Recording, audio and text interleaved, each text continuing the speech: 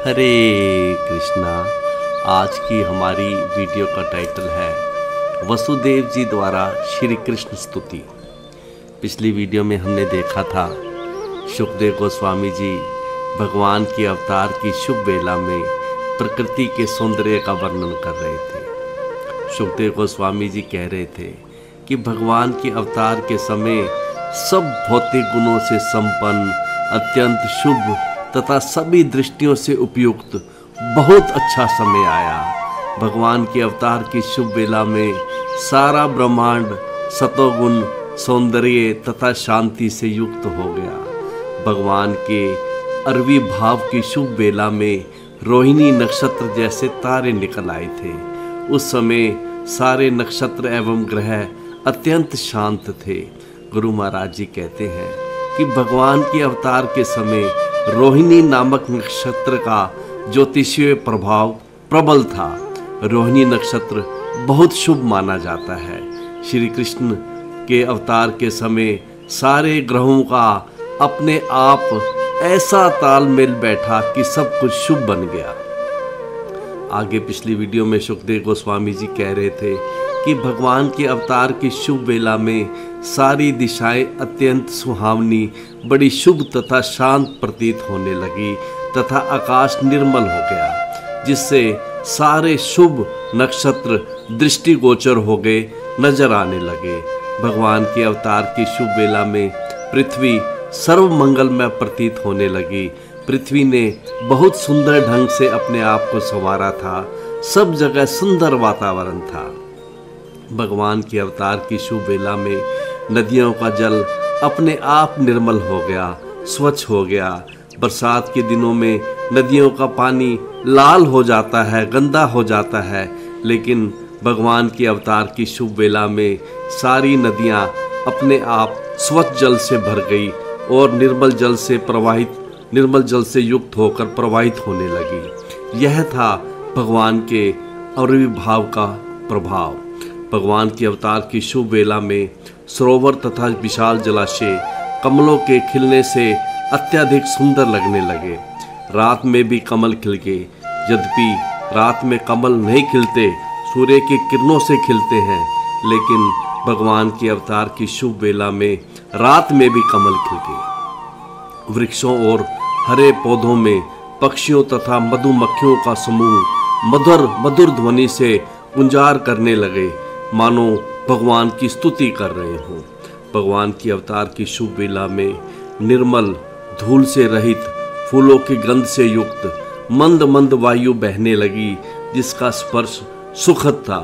भगवान की अवतार की शुभ वेला में जब ब्राह्मणों ने यज्ञ की अग्नि प्रज्वलित की, तो अग्नि इस वायु से अविचलित रहती हुई स्थिर भाव से जलने लगी। गुरु महाराज जी कहते हैं कि कंस जैसे आसुरी राजाओं के उत्पातों के कारण यज्ञ की अग्नि प्राय लुप्त हो चुकी थी, किंतु वही अग्नि अब पुनः शांतिपूर्वक जलने लगी। यज्ञों पर पाबंदी लगाए जाने से सब ब्राह्मण मन, बुद्धि तथा कर्म से अत्यंत संतप्त थे, पीड़ित थे, किंतु श्री कृष्ण के अवतार के समय उनके मन स्वतः प्रसन्नता से भर उठे।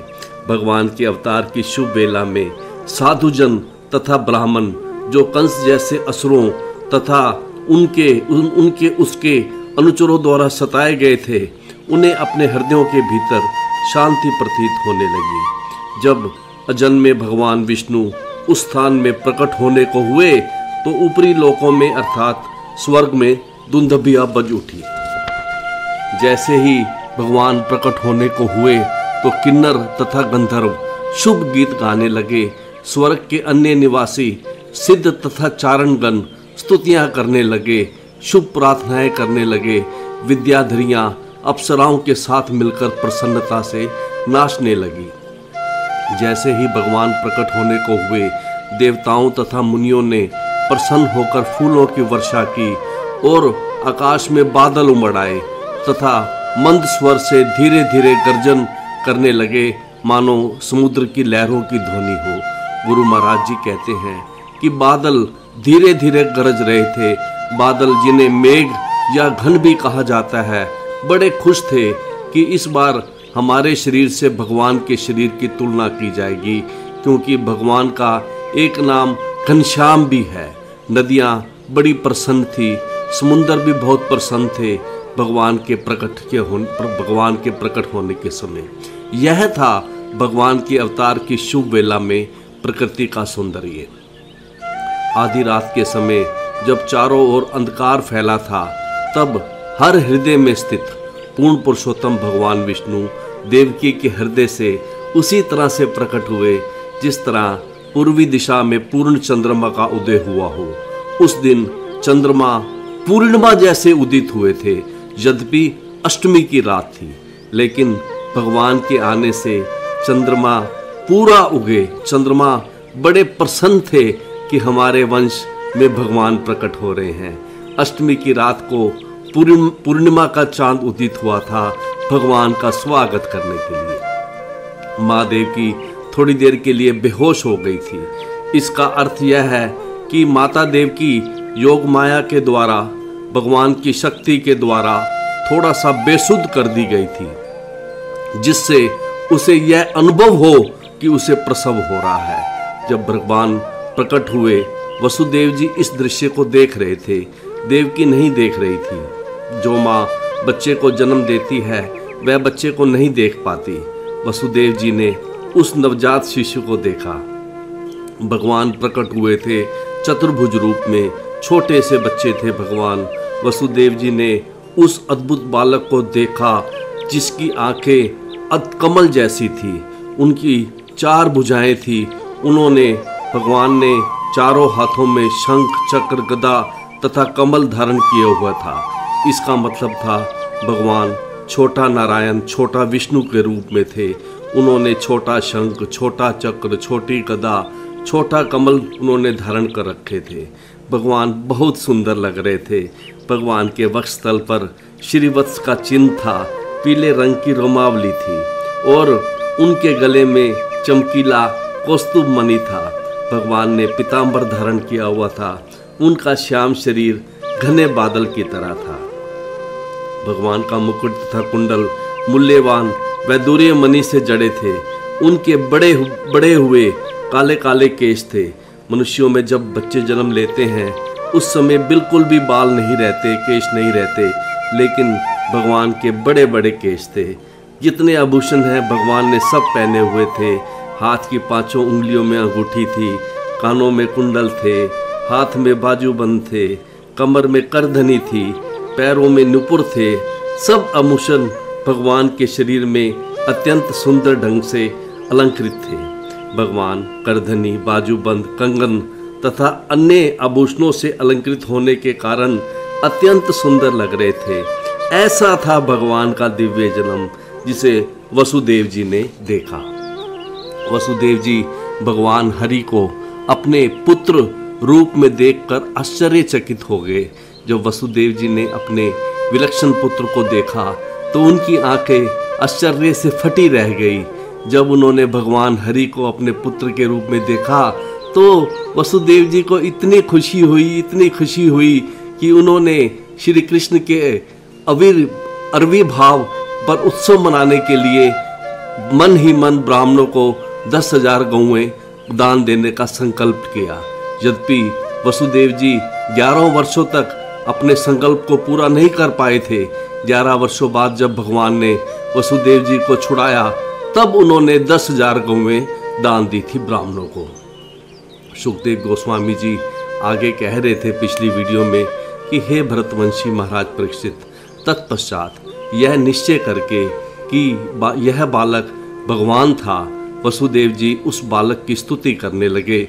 वसुदेव जी यह जान गए कि यह बालक पूर्ण पुरुषोत्तम भगवान नारायण है। इस निष्कर्ष पर पहुंचते ही वसुदेव जी निर्भय हो गए। उनका भय चला गया और वह नीचे गिरकर मस्तक नवाकर, हाथ जोड़कर तथा एकाग्रचित होकर उन भगवान की स्तुति करने लगे। किन भगवान की? उन भगवान की जो अपने सहज प्रभाव के द्वारा अपने जन्म स्थान सूतिका ग्रह को जगमग कर रहे थे। तो यहाँ तक हमने पिछली वीडियो में किया था।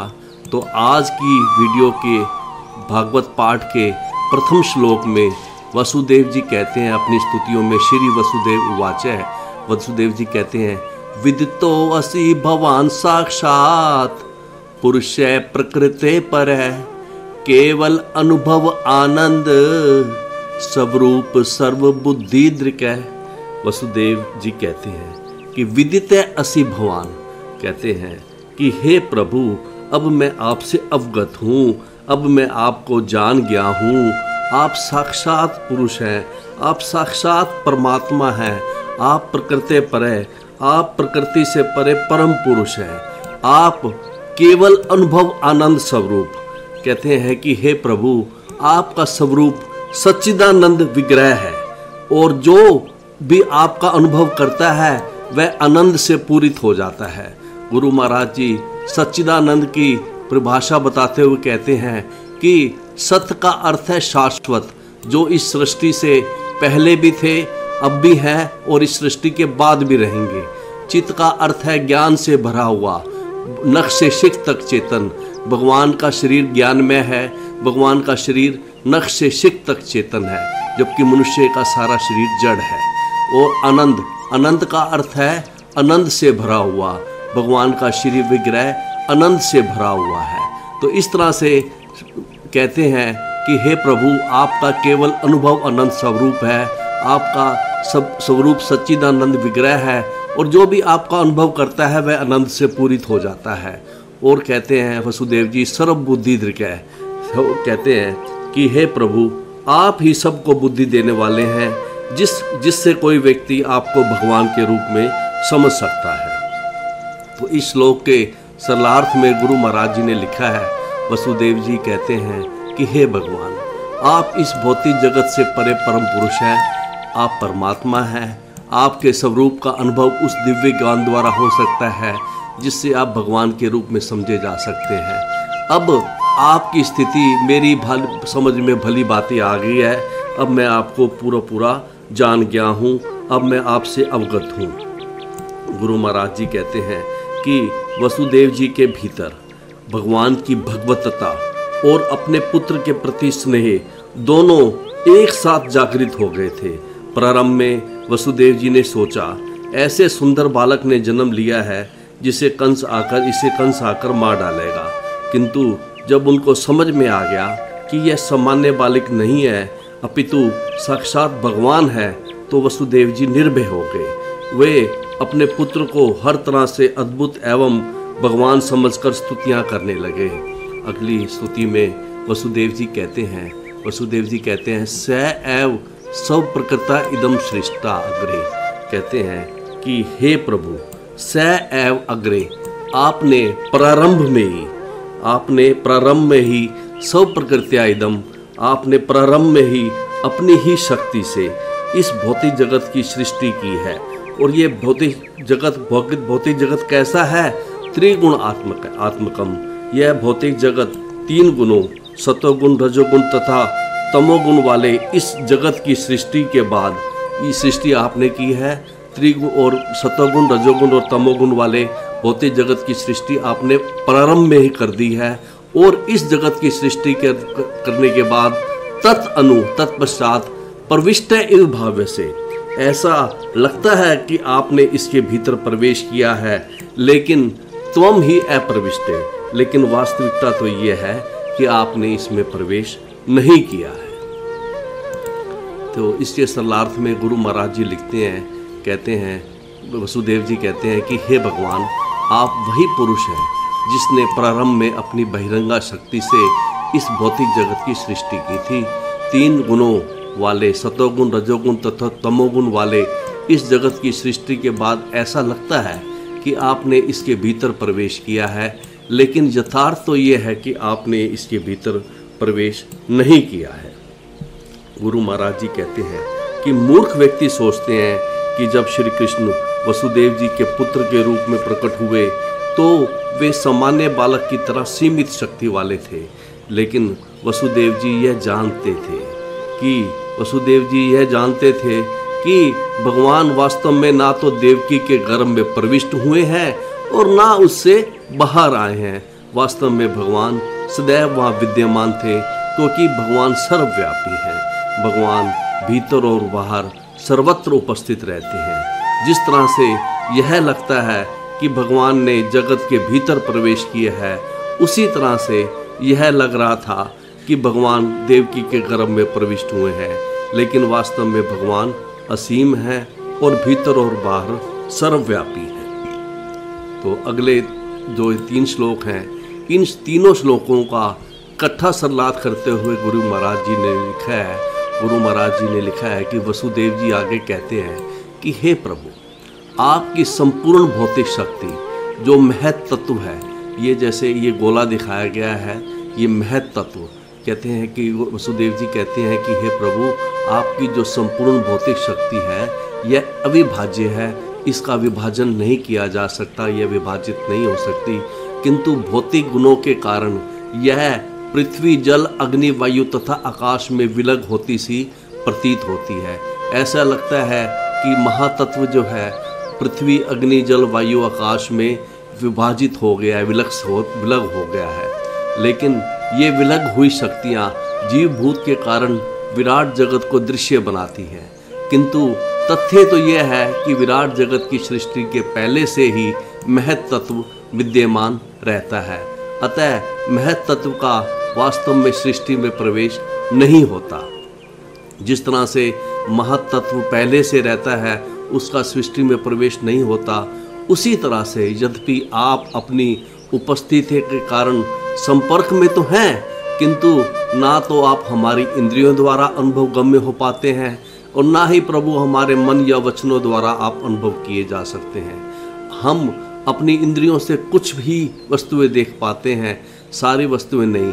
उदाहरण के लिए हम अपनी आँखों का प्रयोग केवल देखने के लिए कर सकते हैं, आस्वादन के लिए नहीं। आस्वादन के लिए हम जिह्वा का प्रयोग करते हैं, परंतु भगवान किसी भी इंद्रिय से कोई भी कार्य कर सकते हैं। जैसे हम भगवान को भोग अर्पित करते हैं तो भगवान इसे अपनी दृष्टि से भी ग्रहण कर सकते हैं। वसुदेव जी आगे कहते हैं कि हे प्रभु, आप इंद्रियों के परे हैं, यद्यपि आप प्रकृति के तीनों गुणों से संबंध हैं, परंतु आप उनसे अप्रभावित रहते हैं। आप हर वस्तु के मूल कारण हैं, सर्वव्यापी अविभाज्य परमात्मा है। अतः आपके लिए कुछ भी बाहरी या भीतरी नहीं है। आपने कभी भी देवकी के गर्भ में प्रवेश नहीं किया, वास्तव में आप पहले से वहाँ उपस्थित थे। तो इस तरह से भगवान की सर्वव्यापकता बताई यहाँ वसुदेव जी ने। अगले श्लोक में वसुदेव जी कहते हैं कि यह जो व्यक्ति दृश्य गुणेषु प्रकृति के 3 गुणों से बने अपने दृश्य शरीर को सन इति व्यवसते सव्यतिग्रेत, वो कहता है कि जो व्यक्ति प्रकृति के 3 गुणों से बने अपने दृश्य शरीर को आत्मा से स्वतंत्र मानता है और इस तरह कर्म करता है मानो शरीर आत्मा से स्वतंत्र है, तो ऐसा व्यक्ति अनभिज्ञ है, वो अबुद्ध है, वो मूर्ख है। जो लोग यह सोचते हैं कि आत्मा के बिना जीवन का अस्तित्व हो सकता है, उन्हें अबुद्ध या मूर्ख कहा गया है। लेकिन ना चैतत मनीषिताम, लेकिन जो विद्वान हैं वे इस निर्णय को नहीं मानते, क्योंकि विचार विमर्श द्वारा यह समझा जा सकता है कि आत्मा से निराश्रित दृश्य शरीर तथा इंद्रियां सारहीन है। हम देखते हैं यदि किसी के शरीर से आत्मा निकल जाती है तो उसका शरीर और इंद्रियां सारहीन है, किसी मतलब की नहीं है। यद्यपि इस निर्णय को सम्यक त्यक्तम, यद्यपि इस निर्णय को अस्वीकार कर दिया गया है, लेकिन उपादतत पुमान, लेकिन फिर भी एक मूर्ख व्यक्ति इसे वास्तविकता मानता है। अर्थात मूर्ख व्यक्ति इस शरीर को आत्मा से स्वतंत्र मानता है। तो इस श्लोक के सरलार्थ में गुरु महाराज जी लिखते हैं कि ये वसुदेव जी कहते हैं कि जो व्यक्ति प्रकृति के 3 गुणों से बने अपने दृश्य शरीर को आत्मा से स्वतंत्र मानता है, वह अस्तित्व के आधार से ही अनजान होता है, वह मूढ़ होता है। लेकिन जो विद्वान है वे इस निर्णय को नहीं मानते, क्योंकि विचार विमर्श द्वारा यह समझा जा सकता है कि आत्मा से निराश्रित आत्मा अगर निकल गई तो यह दृश्य तथा शरीर तथा इंद्रियां सारहीन है। यद्यपि इस निर्णय को अस्वीकार कर दिया गया है, किंतु मूर्ख फिर भी यही सत्य मानता है। मूर्ख यही मानता है कि दृश्य शरीर को आत्मा से वो स्वतंत्र मानता है। अगले श्लोक में कहते हैं, वसुदेव जी कहते हैं कि विभो विदंती, कहते हैं कि हे प्रभु विद्वान पंडित वदंती, विद्वान पंडित कहते हैं कि त्वत् अस्य जन्म स्थिति सयमान। विद्वान पंडित कहते हैं कि संपूर्ण विश्व का जन्म स्थिति, जन्म पालन और संहार आपके द्वारा होता है, और आप ही अनिहात और आप प्रयास से मुक्त है। आपको इसके लिए कोई प्रयास नहीं करना पड़ता। आप अगुणात हैं, आप प्रकृति के गुणों से अप्रभावित हैं तथा अविक्रियात, तथा आप अपनी दिव्य स्थिति में स्थिर रहते हैं। आपका नो विरोध्यते, आप में कोई विरोधाभास नहीं है, क्योंकि त्वयि ईश्वरे ब्रह्माणी, क्योंकि आप भगवान पार ब्रह्म हैं। और त्वत् आश्रयत्वात् उपचर्यते गुणे, और हे प्रभु आपके द्वारा नियंत्रित होने से भौतिक प्रकृति अपने आप चलती है। प्रकृति के तीनों गुण सतोगुण, रजोगुण तथा तमोगुण आपके नियंत्रण में हैं। अतः सारी घटनाएं स्वतः घटित होती रहती हैं। आपको इसमें कोई प्रयास नहीं करना पड़ता, सब कार्य आपकी शक्तियों के द्वारा होते हैं। तो इसके सरलार्थ में गुरु महाराज जी लिखते हैं, गुरु महाराज जी ने लिखा है, वसुदेव जी कहते हैं, हे प्रभु विद्वान वैदिक पंडित कहते हैं कि संपूर्ण विश्व का सृजन, पालन एवं संहार आपके द्वारा होता है, तथा आप प्रयास से मुक्त हैं, प्रकृति के गुणों से अप्रभावित हैं, अपनी दिव्य स्थिति में अपरिवर्तित रहते हैं। आप पार ब्रह्म हैं और आप में कोई विरोधाभास नहीं है। प्रकृति के तीनों गुण सतोगुण, रजोगुण तथा तमोगुण, तीनों गुण आपके नियंत्रण में हैं। अतः सारी घटनाएं स्वतः घटित होती रहती हैं। सारे कार्य आपकी शक्तियों द्वारा होते हैं, आपको इसमें कुछ भी नहीं करना होता। अगले श्लोक में वसुदेव जी कहते हैं कि हे भगवान स त्वम, आप ही त्रिलोक, कहते हैं कि त्रिलोक स्थिति है, आप ही तीनों लोकों अर्थात उच्च लोक, मध्य तथा अधे लोकों का पालन करने के लिए सब माया अपनी निजी शक्ति से विवर्षी आप धारण करते हैं। शुक्लम आप धारण करते हैं, सतोगुणी विष्णु का श्वेत रंग आप धारण करते हैं। आपका स्वरूप तीनों भौतिक गुणों से परे हैं, फिर भी तीनों लोकों के पालन हेतु आप सतोगुणी विष्णु का श्वेत रंग वर्णम आप धारण करते हैं। आगे कहते हैं कि सर्गाय रक्तम रस्सा उप्रहितम, कि हे प्रभु आप सृजन के समय जो रजोगुण से आवृत होता है, आप उस समय लाल रंग धारण करते हैं, और अंत में कृष्णम च वर्णम तमसा जन अत्पय, और अंत में ज्ञान से आवृत संहार के समय संपूर्ण सृष्टि के विनाश हेतु आप कृष्णम, आप श्याम रंग धारण करते हैं। तो इसके सलार्थ में गुरु महाराज जी लिखते हैं कि वसुदेव जी कहते हैं कि हे भगवान आपका स्वरूप तीनों भौतिक गुणों से परे हैं, फिर भी तीनों लोकों के पालन हेतु आप सतोगुणी विष्णु का श्वेत रंग धारण करते हैं। सृजन के समय जो रजोगुण से आवृत होता है आप लाल प्रतीत होते हैं, और अंत में अज्ञान से आवृत संहार के समय आप श्याम प्रतीत होते हैं। गुरु महाराज जी कहते हैं कि भगवान सदैव दिव्य हैं, किंतु पालन करने के लिए विष्णु का श्वेत रंग, सृष्टि करने के लिए वे ब्रह्मा जी का रक्त लाल रंग धारण करते हैं। पुनः जब कभी कभी भगवान क्रुद्ध होते हैं तब वे शिव जी का रूप ग्रहण करते हैं संहार के लिए। तो अगले श्लोक में कहते हैं कि हे विभो, कहते हैं कि हे विभो, हे परमात्मा, हे अखिल ईश्वर, हे समस्त सृष्टि के स्वामी, त्वम अस्य लोकस्य रिरक्षो, कहते हैं कि हे परमेश्वर, हे समस्त सृष्टि के स्वामी, आप इस जगत की, त्वम अस्य लोकस्य रिरक्षो, आप इस जगत की रक्षा करने की इच्छा से मम मेरे घर में अवतीर्ण सी, मेरे घर में आप प्रकट हुए हैं। और मुझे विश्वास है कि आप राजन्य संग असुर कोटि यूथ पे निर्व्यूह माना निश्चय से चुमू। और मुझे विश्वास है कि आप प्रकट होकर आप उन सभी सेनाओं का वध करेंगे, संहार करेंगे जो क्षत्रिय राजाओं के नेतृत्व में संसार भर में विचरण कर रही हैं। दिखने में तो ये क्षत्रिय राजा हैं, लेकिन वास्तव में ये असुर हैं, वास्तव में ये राक्षस हैं। निर्दोष जनता की रक्षा करने के लिए आपको इनका वध करना होगा, ऐसा वसुदेव जी कह रहे हैं। तो इसके सरलार्थ में गुरु महाराज जी लिखते हैं, वसुदेव जी कहते हैं कि हे परमेश्वर, हे समस्त सृष्टि के स्वामी, आप इस जगत की रक्षा करने की इच्छा से मेरे घर में प्रकट हुए हैं। मुझे विश्वास है कि आप क्षत्रियों का बाना धारण करने वाले, क्षत्रियों का रूप धारण करने वाले और राजाओं के नेतृत्व में जो असुरों की सेनाएं संसार भर में विचरण कर रही हैं, वास्तव में ये असुर हैं, राजा नहीं है, क्षत्रिय नहीं है। आप उनका वध करेंगे। निर्दोष जनता की सुरक्षा के लिए आपके द्वारा इनका वध होना ही चाहिए। तो अगले श्लोक में कहते हैं कि वसुदेव जी कहते हैं कि हे सुरेश्वर, हे परमेश्वर, हे देवताओं के स्वामी, कि श्रुत्वा तव जन्म नो ग्रह, क्योंकि जो भविष्यवाणी हुई थी, आकाशवाणी हुई थी कि आप हमारे घर में जन्म लेंगे और आप और कंस का वध करेंगे।